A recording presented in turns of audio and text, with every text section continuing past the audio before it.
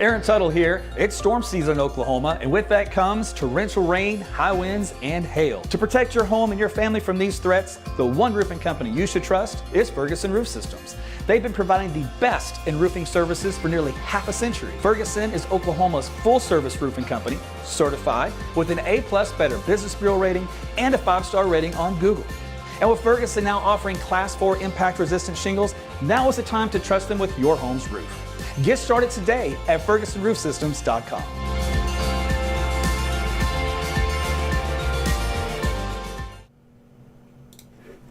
Hey everyone, Meteorologist Aaron Tuttle back with you again. It is Monday.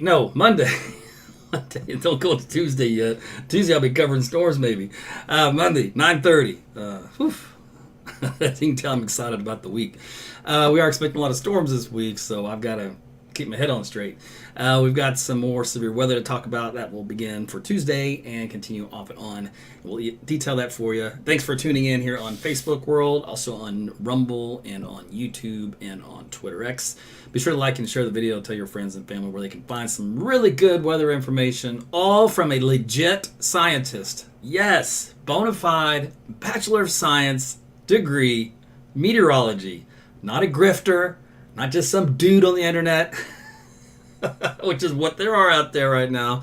A lot of copycats, but they can never be me.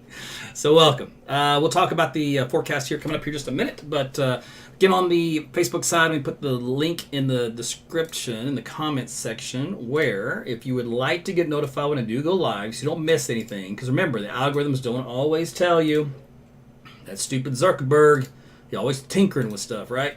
Let's see here. YouTube does a pretty good job when you tap the bell to get notified when I go live. And Twitter, I don't know how X is doing, if they're doing okay or not. You guys will have to let me know in the comments section. But on Facebook, I know it's always been a problem. So I just posted a link there. I would join the Facebook broadcast channel if I were you. That would probably be the best way.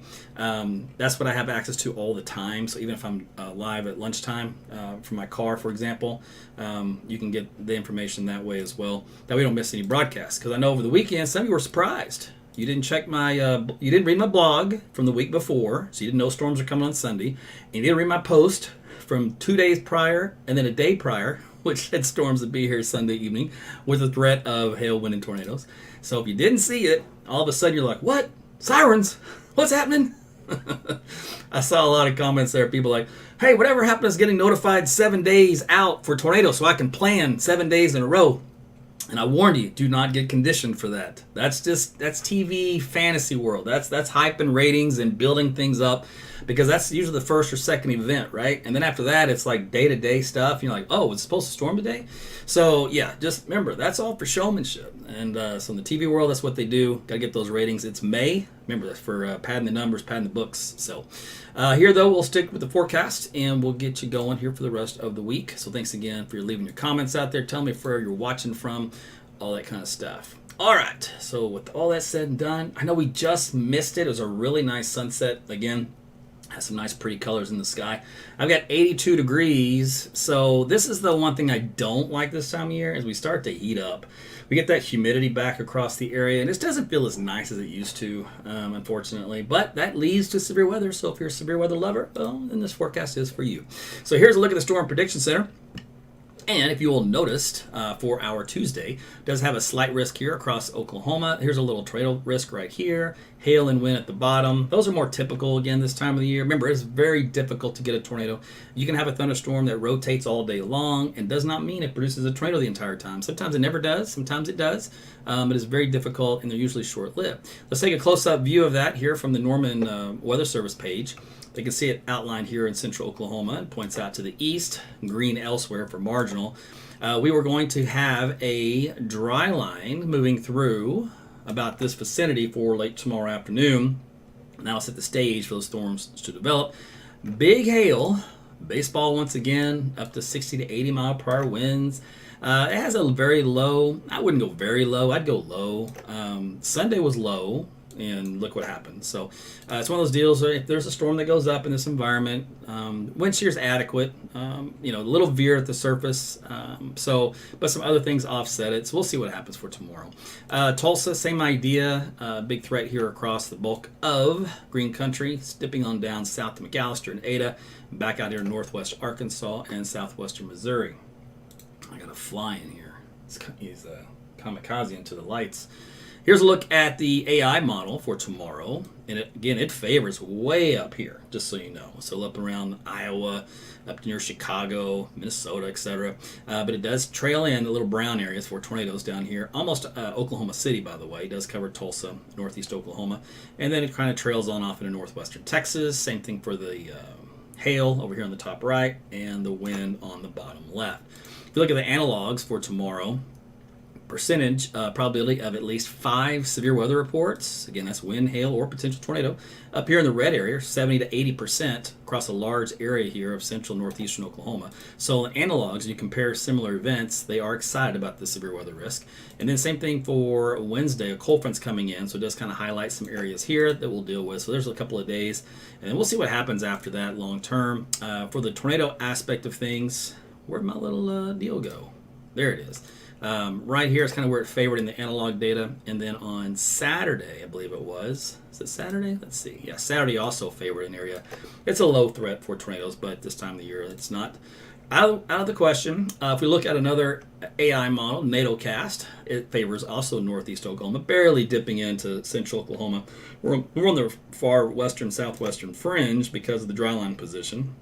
Otherwise, it really likes this area up here into the northern plains, upper Midwest area. Okay, so let's take a look here at the jet stream pattern.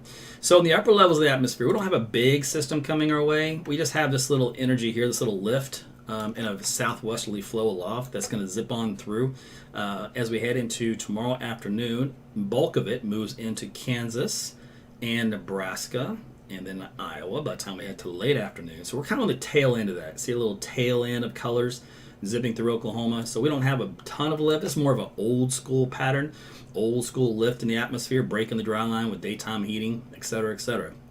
So we shall see what happens. Here's a look at the lift.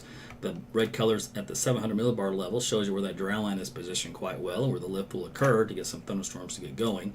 If we look at Cape and Shear overlaid, all right, so this is where you have the turning with height and where you have a lot of extreme instability. This is looking at tomorrow. I'm just going to pick kind of in the hot zone here. And let's see, we have at this particular point quite a decent turning with height of shear. So about 9 degrees of turning at the lowest couple of kilometers. So yeah, that's some significant turning for storms to rotate, and then mostly westerly after that. So definitely adequate for supercell storms. It does have a potential for a higher end tornado should one occur. So this particular model likes the EF3 or so. Some of its model and parameters, the ship model is a 3.3, which indicates some very, very large hail. That's why we've got baseballs in the forecast. Wind damage rating of 1.2, which is why you have the wind damage as well. Supercell numbers off the charts, significant tornado parameter, all that kind of stuff. And definitely adequate cooling with height for hail and all that. So again, the point is, if we get some storms in the environment, they will be severe. We will have a cap in place, so it should prevent a widespread storm environment. But any storm that does take advantage of it will have the big 3 potential for severe weather. Anyway, so all this instability you can see here stretches from southern Oklahoma up into southwestern Missouri.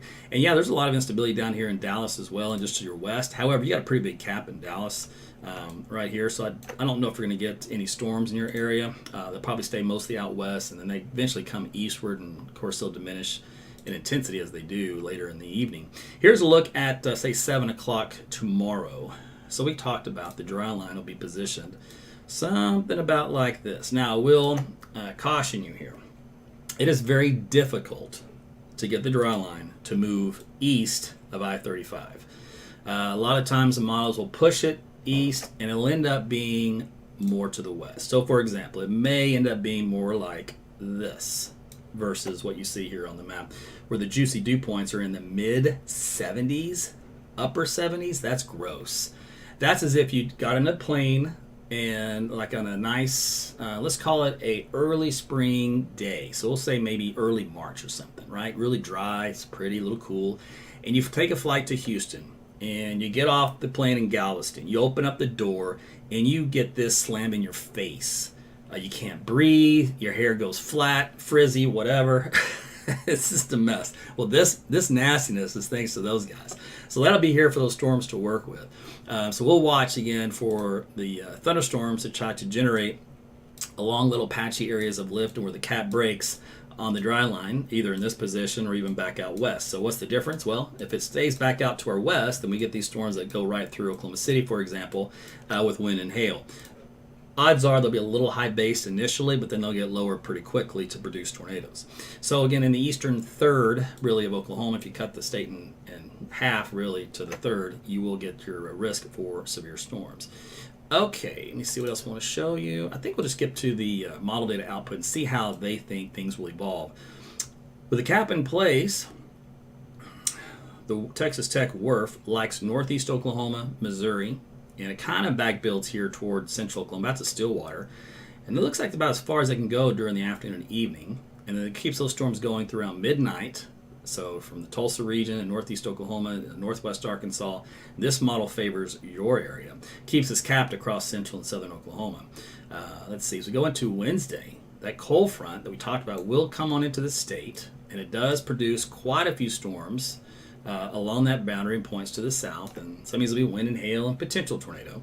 But that's quite active here for Wednesday afternoon and evening, down across the southern third of the state, even North Texas a little bit, seeing some action in your area.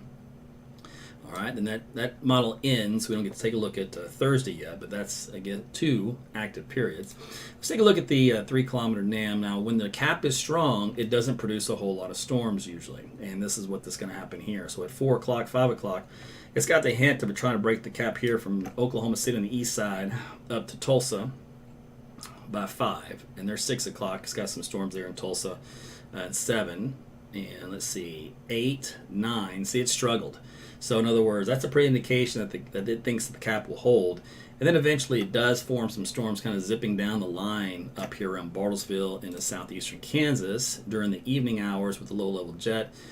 Those zip through Tulsa again. But look how weak they are. They just, because they're elevated, and they just really don't have a good route with them. So there's not really, that second line isn't all it's cracked up to be compared to the first. Now, the front will come through on Sunday, so the storms do fire back up, maybe as early as in the morning hours. So there's Wednesday morning, and it does have showers and thunderstorms here across central Oklahoma as you head out to work, and more storms down south. Those kind of move on off by lunchtime, and then another resurgence of additional storm activity pops up around 3 and 4 o'clock with some daytime heating. Those continue through 6 o'clock. You can see how they're kind of anchored here, I-44 down to the south for our Wednesday evening. And that moves on south and east. And again, wind and hail, primary threat. We'll probably get at least a tornado maybe. Let's see here. Then that's it for that short-term run through to Thursday morning. All right. If we take a look at Thursday itself as far as the instability in the atmosphere, here's a look again at the wind field, so Cape and Shear, and you can see it's plenty of colors on the map, which indicates plenty of instability, so plenty of Cape has returned, and the wind shear has returned as well. You can see the big triangle here, the red barb and the black barb, so that indicates over 120 degrees of turning with height in the atmosphere. That's Larry barking for some reason. But if you look here at the profile for wind, nice smooth flow, anywhere from 50, let's see, looks like about 25 to maybe 30 knots.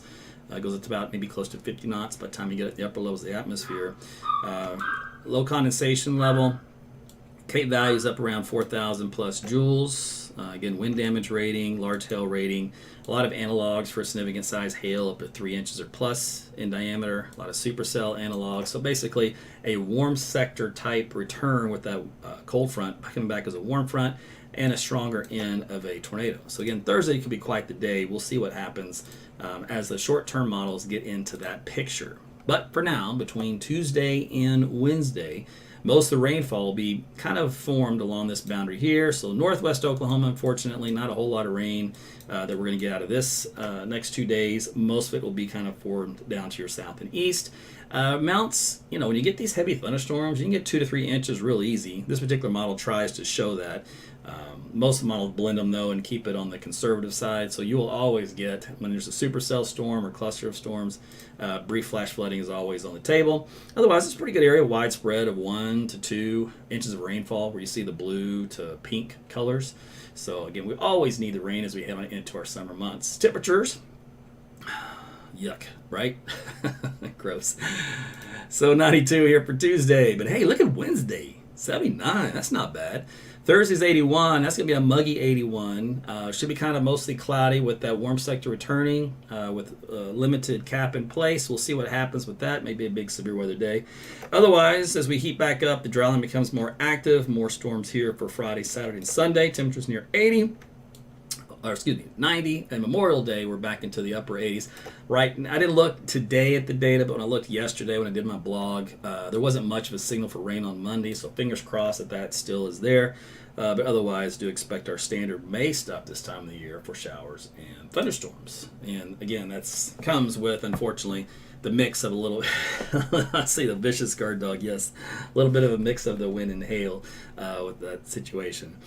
Let's see. By the way, Ron, it depends on which side you're on. If you're on the west side, you're definitely calling it a dry line. If you're on the east side, you're like, what dry line? I never saw no dry line. Let's see. Denise, thank you for the stars tonight. Robert, thank you as well. Ron, also thank you. Let's see here. Who else? Lauren, thank you for the stars. Give you guys a shout out real quick. Brenda, Kathy, appreciate you. Troy, thank you very much. And Casey, David. So you guys are being very generous tonight. Appreciate that.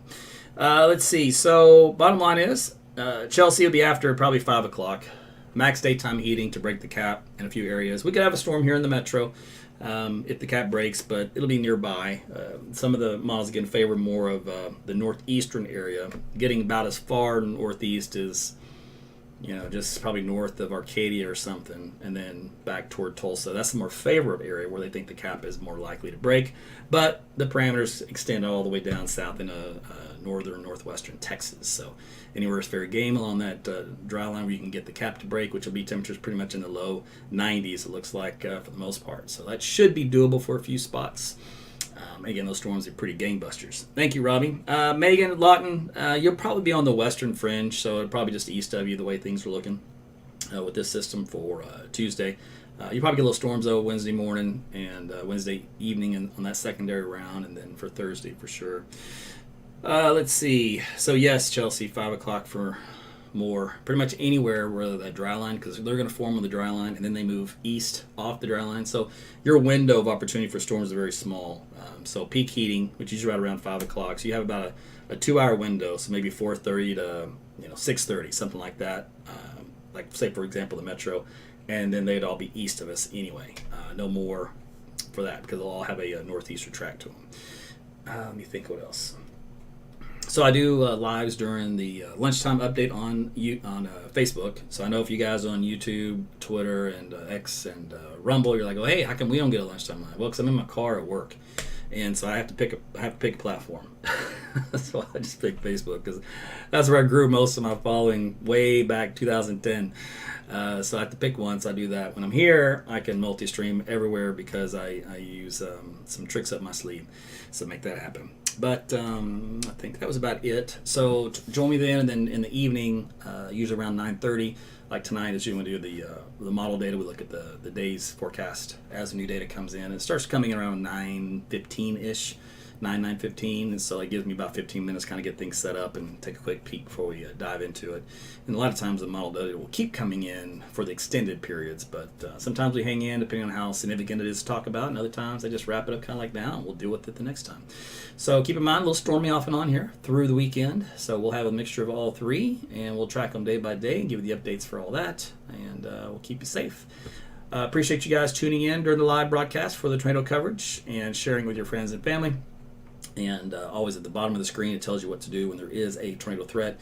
And then download my weather app. It's free. It's called AT's Weather to Go. It will predict tornadoes, and it'll give you tracks, time of arrival, all that kind of stuff.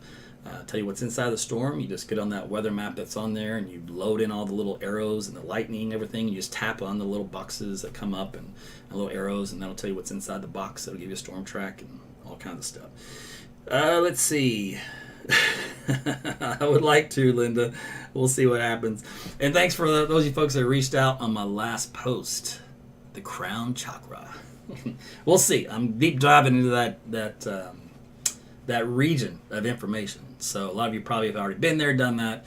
Well, I'm new, so I'm just kind of looking what's out there. So some of you have already reached out and said, hey, I got some tips for you, so I appreciate that. All right, so we're going to get out of here. You guys have a great rest of your night, and we will see you again tomorrow. Take care, everybody. Good night.